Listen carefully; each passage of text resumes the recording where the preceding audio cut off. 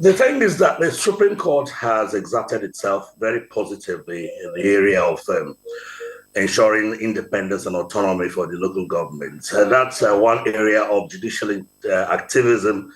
That's what we call it, which relates to filling the gap, not only filling the gap, but taking hold of the policy of running or administration of local governments, the manner that to ensure its effectiveness and its efficiency. It's simply judicial activism. I don't know where res judicata come in, or this other one that you said,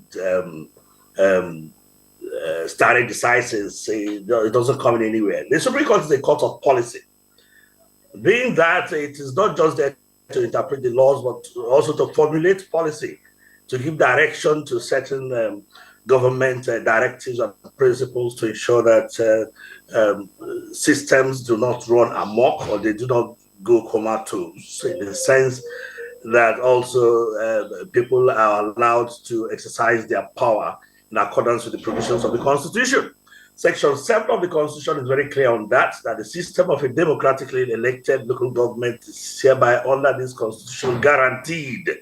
That is what it should be, that there must always be a democratized local government system at all times at that level of government. Let us remind ourselves that it doesn't make the local government a tier of government, because the Supreme Court has not even stated so, and the Constitution still looks at it as existing, local governments as existing within the state frameworks.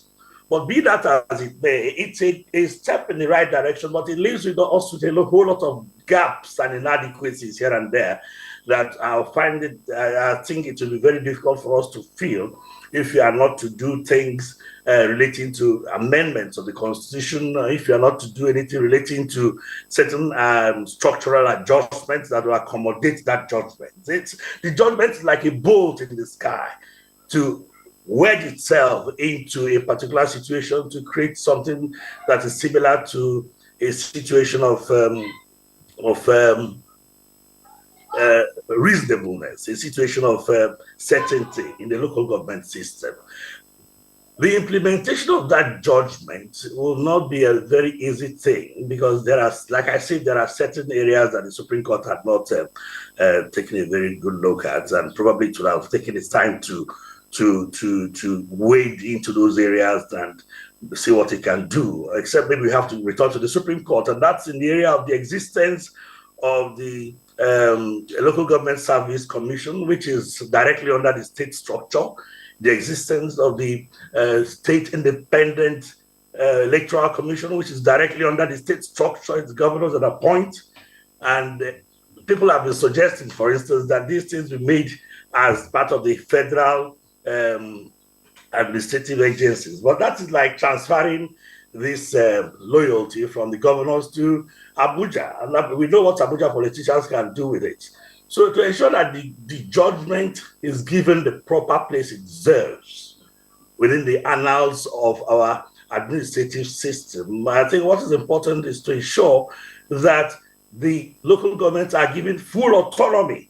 And this the Supreme Court had not given them. It's only in the area of allocation of resources, of transfer of money and all that. And if you leave that alone and still leave the local governments under the canopy of the electoral values of the state structure, that is in the State Independent Electoral Commission, then of course it's just like the same thing. Nothing had happened by that judgment. So if you leave it under the civil service structure of the state, in the Local Government Service Commission being run by states, of course, they are still under. The governor decides who gets there, who gets what, and for what reason. If you misbehave, you will never get there, because the electoral system is under the whims and caprices, in fact, in the pockets of the governors. The civil service is in the pockets of the governors. If you transfer these vital institutions to Abuja and say, oh, then we are now bringing the local government system under the whims and caprices of Abuja politicians. So what do? The proper way to go about it is either through legislation, form entities, establishments that will make the running of these local government systems possible and make them directly operational under the local governments themselves. Then, of course, Section 7 is that the House of Assembly of the state to make laws for the composition, for the running administration of local government systems. So you see that the local government is still ensconced, or rather subjected to these state structures.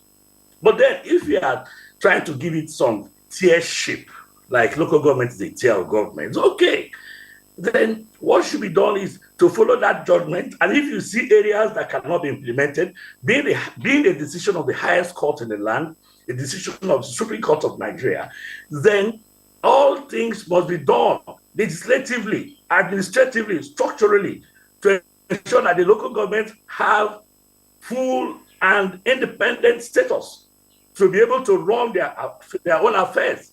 Else this judgment, as far as I see it, will just be like a vicious cycle. It has created a vicious cycle of insuperabilities where the states will have one area of controlling the local government, and the federal will have another area of controlling the local government, and the local government is trapped in the middle, being drawn this way and being drawn that way by both the state and the federal government.